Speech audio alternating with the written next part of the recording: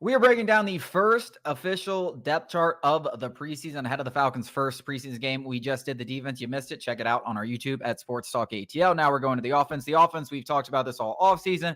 Not a lot of questions, right? Like the offensive line is all coming back. Matthew Bergeron, you're hoping takes that next step, and you're expecting this to be one of the best units. You know, you got Kirk Cousins outside. You have Drake London, Darnell Mooney, Kyle Pitts is your tight end one. Charlie Warner, who just came over in free agency, is going to be a run blocking tight end too. Really, the one position battle is kind of that third wide receiver, which was Rondale Moore, Ray McLeod. Ray McLeod got the bump, but we learned today Rondale Moore, non-contact injury. Anytime you hear that and the way he was carted off the field, the way people were talking about it, calling it heartbreaking. Yeah, I mean, let's just call a spade. I don't want to like sit here and say like there's no reason to speculate other than the people speculate.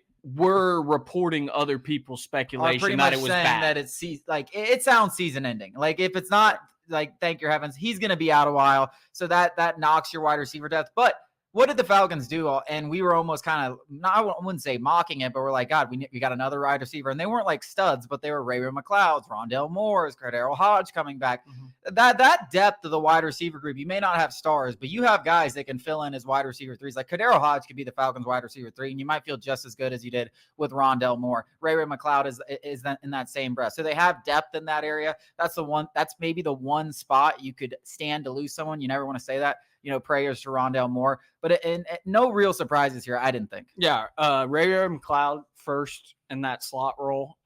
He's had a really good camp. He looks ugly in 34 coming out of the slot, but he looks good according to all Rashad Mendenhall. Yeah, according to all the beat writers.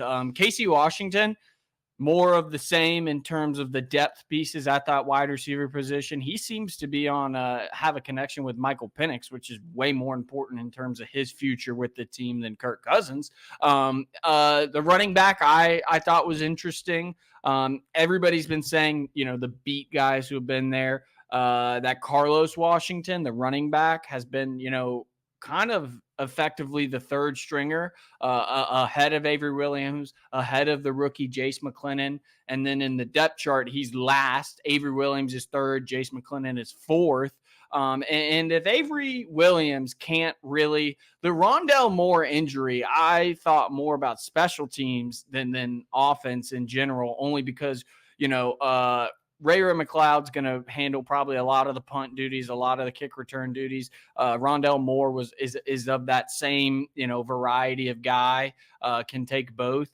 Avery Williams' path to the roster is directly tied to the special team. So, you know, one, you know, tragedy for Rondale Moore, Avery Williams has an opportunity potentially because, you know, that is a big deal to, you know, the special teams unit is what I would say. Yeah, and the third running back thing that you mentioned, that's not obviously a huge deal. I don't imagine they're going to get a ton of burn with Bijan Robinson, who we expect to be a workhorse, and then Tyler Algier is going to probably collect up the rest of those snaps. But I really like Jace McClellan coming to Alabama. I thought he was a stud, and you know how you can find 6th round running backs can turn into a stud. Tyler Algier's 5th round. Yeah. So I really liked him coming out. Casey Washington, we'll see how that things. But I thought overall, I mean, this is what we expect from the offense. The defense. It's good to see Michael Penix is slotted into the backup quarterback position, which, you know, is not shocking whatsoever. But, you know, there was a moment of time where I had some sort of panic where Raheem Morris said at the beginning of training camp that Taylor Heineke and Michael Penix were going